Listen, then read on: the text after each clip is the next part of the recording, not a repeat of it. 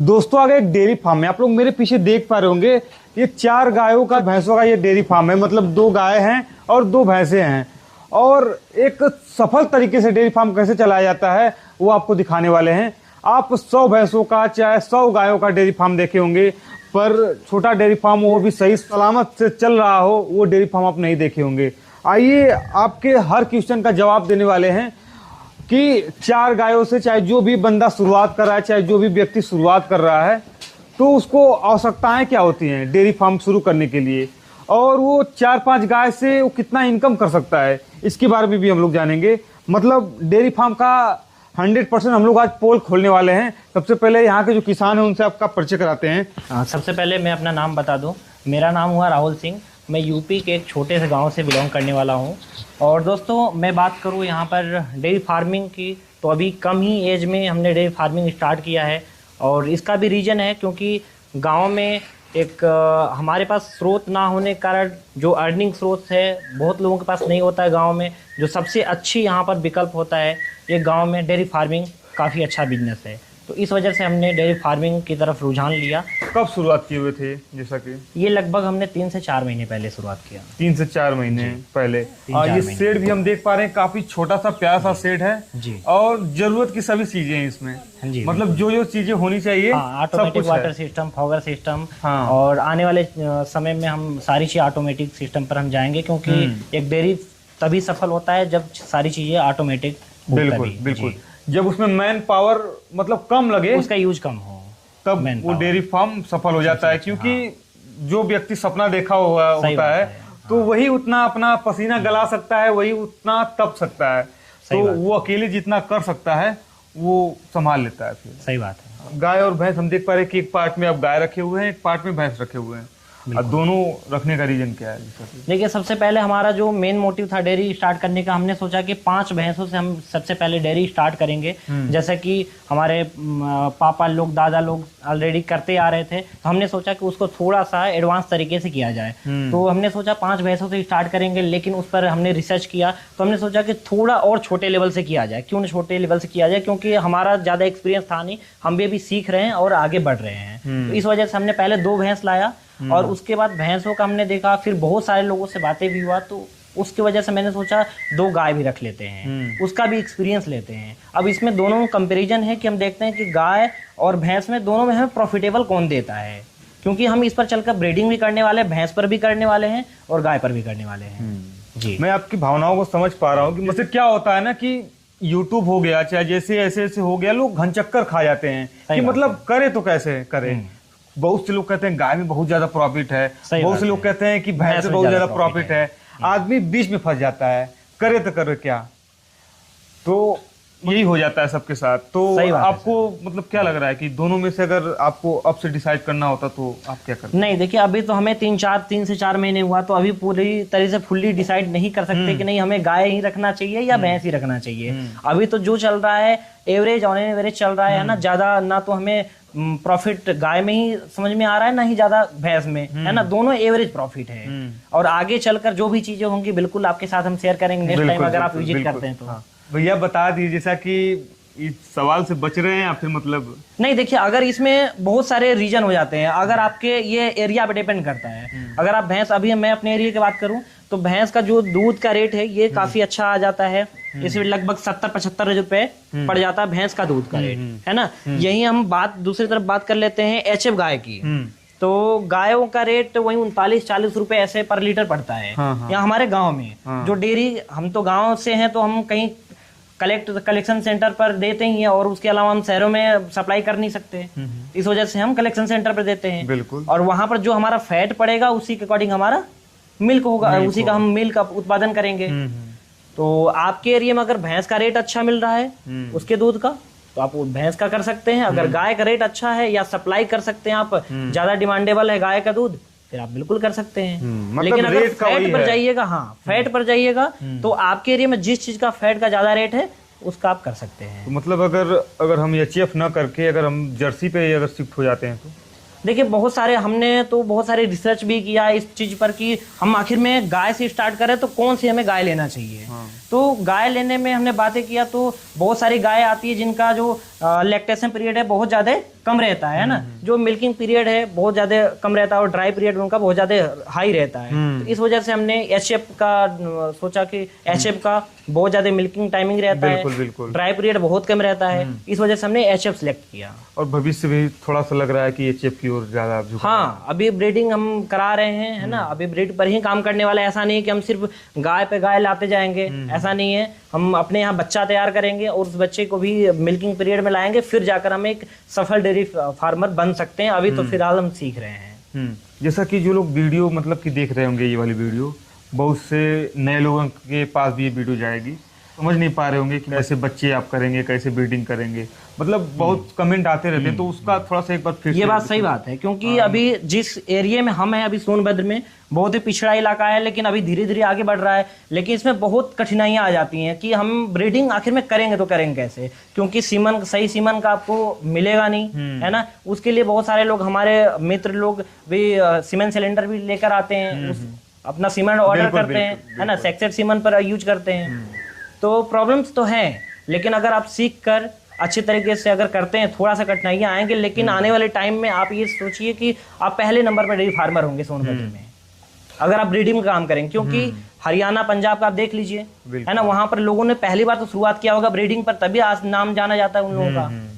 तो इस वजह से उनके साथ क्या होता है भैया कि थोड़ा सा गवर्नमेंट भी साथ रहती है। हाँ, ये भी बात सही है। मेरे माइंड में आया था कि मैं क्यों ना पहले 10 गाय लेते हूँ, है ना, और उससे कैलकुलेटेड प्रॉफिट में दिखाऊं कि भाई इतना गाय से इतना लीटर मिल्क जनरेट हो रहा है, उसके बाद इतना प्रॉफिट हो रहा है। वो चीजें तो बहुत आसान है, कैलकुलेटेड प्रॉफिट, लेकिन असल डेयरी फार्मिंग अगर आप आते हैं तो बहुत कठिन है। मतलब सच्चाई यही है, कठिन है भाई। ऐसा नहीं कह रहा हूँ कि करना ही नहीं चाहिए, कठिन है। अब मेरा मोटिव ये है, मैं तो चाहता तो 10 गाय भी ले आता, मेरे पास बजट की कोई कमी नहीं है, लेकिन बस यही है कि मुझे सीखते हुए आगे बढ़ना है कि हाँ भाई प्रॉब्लम्स क्या आ रही है। मैंने ऐसे डेयरी फार्मर देखे जो 33 गायों का फार्मिंग स्टार्ट की और एकाएक उनके में कोई बीमारी आ जाती है, पूरी गायों को आ जाती है, वो संभाल नहीं पाते हैं। क्योंकि अभी बात करें, अभी 2 गाय हमने लाया था और दोनों गायों को लगभग 1 महीने तक मुझे संभालने बहुत प्रॉब्लम हुई थी। अभी तो मैं रिलैक्स हूँ, बिल्कुल कोई दिक्कत नहीं है, लेकिन 1 महीने तक बहुत ज्यादा प्रॉब्लम हुई थी। आप समझिए, यही 10 गाय होती 2 की जगह, तो मैं डिप्रेस में होता है कि नहीं भाई, पैसा भी लगा और फिर यहाँ पर प्रॉब्लम्स भी आ रही, क्योंकि पहले गाय अगर आप लाते हैं दूर से तो खाती नहीं है, डिस्टर्बेंस होता है, बीमार होती है, स्ट्रेस होता है उनको, बहुत से प्रॉब्लम आती बहुत हैं। से प्रॉब्लम्स आती है। 15 मिनट की वीडियो में सब कुछ बता पाना मतलब नहीं, पॉसिबल नहीं है। हाँ। सही बात है। पर जो रियल और रील में अंतर हो जाता है। हाँ, मतलब ये तो है, ये तो है। रियल और रील दोनों बहुत मतलब जमीन आसमान का अंतर है। अगर आप डेयरी फार्मिंग स्टार्ट करना चाहते हैं तो हमारा मानना है छोटे लेवल से स्टार्ट कीजिए, बिल्कुल ग्राउंड लेवल से। और लोग सोचते हैं आजकल की हम ऐसा फार्म बना देंगे, लोगों का देखते हैं ऐसा फार्म बना देंगे, वैसा फार्म बना देंगे, ये व्यवस्था कर देंगे, वो व्यवस्था कर देंगे, तो ऐसा होगा वैसा होगा। लेकिन आप उनके पास बैकअप अमाउंट होता है, इसलिए वो फार्म बनाते हैं, बड़े बड़े व्यवस्था रखते हैं, सिस्टम रखते हैं, सिस्टम से खेलना चाहते हैं कि मतलब रिस्क है तो वो रिस्क लेते हैं। लेकिन अगर आपके पास बैकअप इनकम नहीं है तो भाई आप लॉस में जाओगे।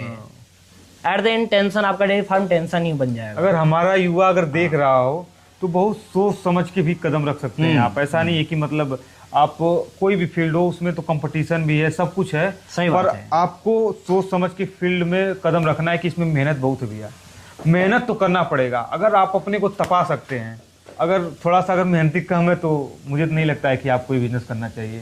क्योंकि इसके लिए आपको, जैसा कि भैया ब्रीडिंग के बारे में बात कर रहे हैं, तो ब्रीडिंग के लिए आपको अगर सीमन उमन भी चाहिए तो आपको अन्य प्रदेशों में भी जाना पड़ेगा, फिर वहां से कांटेक्ट करना पड़ेगा, हर किसानों से मिलना पड़ेगा, आपको ग्राउंड लेवल पे जाके आपको फार्म विजिट करने पड़ेंगे, उनके आइडियाज को लेने पड़ेंगे कि आपको अपने फार्म में क्या क्या चेंजेस करने चाहिए और क्या क्या आपको और बदलाव करना चाहिए। जब तक आप देखेंगे नहीं तब तक आप सीखेंगे नहीं।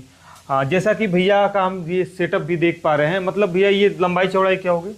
ये आपका 40 बाई 20 में है। 40 फीट लंबा होगा, हाँ, और 20 फीट चौड़ा है। और इसमें चरनी का भी सिस्टम बना दिए हैं। हाँ, इसमें रेस्ट भी कर लेती हैं। हाँ, इसमें रेस्ट भी कर लेती हैं। ये कितने पशुओं के लिए इजीली मतलब बढ़िया रहेगा एकदम? ये तो कंफर्टेबली 10 पशु के लिए हम, जो मेरा मोटिव था 10 पशु के लिए हमने स्टार्ट किया था। 10 पशु जमीन से काफी ऊपर भी बनाए हुए हैं। हाँ, बाढ़ पानी ऊनी, हाँ, बाढ़ ग्रसित क्षेत्र है, तो इस वजह से हमने जमीन से लगभग 6-7 फीट ऊंचाई ली है। और बाढ़ ग्रसित क्षेत्र नहीं भी होता है तो भी लेना चाहिए ऊंचाई, क्योंकि अगर जो आपका मलबा है, जो आपका पानी है, उसका निकासी आसानी से हो जाए। और इसमें आप ये फोगर वोगर सब कुछ लगवा दिए हैं, जी। मतलब ऊपर टीन सेट है पर गर्मी महसूस नहीं नहीं होगी। नहीं, गर्मी यहाँ पर देखिए महसूस नहीं होगा। रीजन हाँ। की हमने टीन सेट अभी देखिए छोटे लेवल से हमने स्टार्ट किया है ना, हाँ, हाँ। और इसको एक जुगाड़ू तरीके से हम चला रहे हैं। अभी टीन सेट के ऊपर हमने पुआल डाल रखा है। अच्छा अच्छा। हाँ, पुआल डाल रखा है, उसके बाद अंदर फॉगर लगवा दिया हाँ। है ना, तो गर्मी और बिल्कुल बगल महसूस से नहीं तो होता। नेचुरल हवा आ रही है, हाँ, तो ऊपर से वेंटिलेशन निकल के लिए भी जा इधर रही मैंने है। छोड़ रखा है, इधर भी खाली है पूरा। हाँ।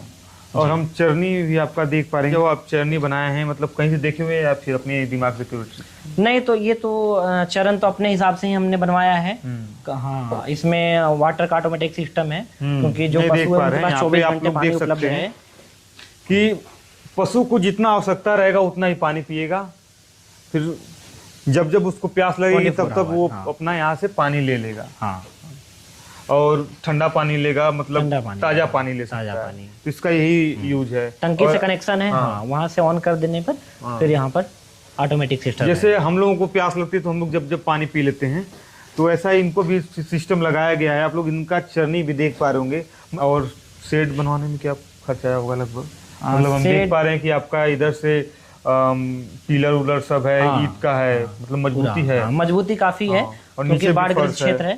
तो अभी वैसे तो अगर नॉर्मल जगहों पर आप बनाएंगे तो कम ही आ जाएगा, लेकिन जो हमारा मिट्टी भराई से लेकर जो अभी तक का लगा है शेड में खर्चा 3.5 लाख के आसपास लगा है। 3.5 लाख रुपए लगा है।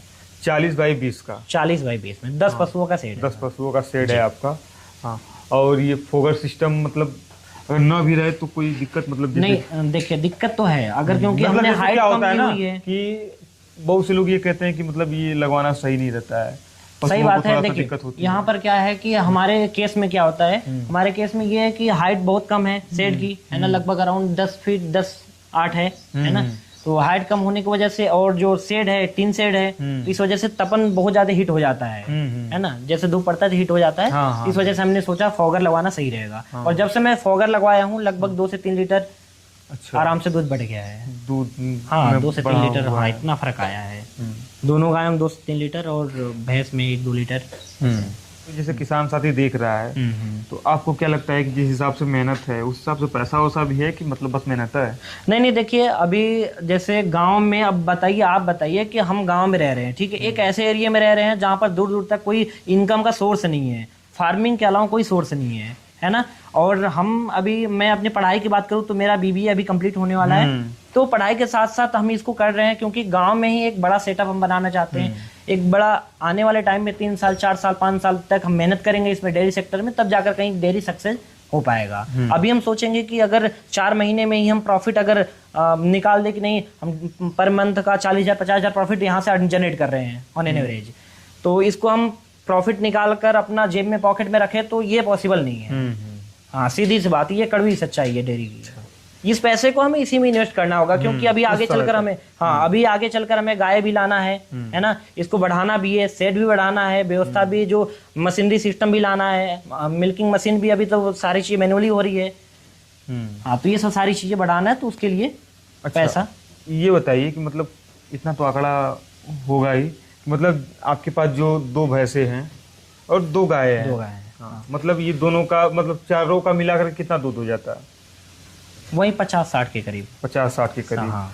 मतलब दूध काफी आपके यहाँ आ रहा है गायों का भी? हाँ, मतलब हाई मिल्किंग वाली गाय भी है, भैंस भी है। अब भैंस का लगभग एवरेज क्या है दूध का?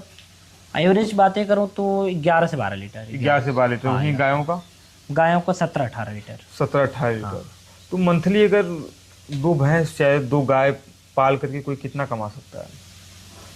कमाई तो बतानी पड़ेगी। हाँ, कमाई तो है। देखिए कमाई इसमें अगर मैं पिछले मंथ की बातें करूँ और 2-3 महीने हो गए, तो लगभग 40 से 45 हजार रुपए आराम से बच जाते हैं दोनों का। हाँ, चारों में। अगर कहीं ना कहीं अगर हम मान लीजिए गाय 2 ही गाय से शुरू किए हुए हैं, तो मतलब क्या हो जाएगा? 20,000 हो जाएगा क्या?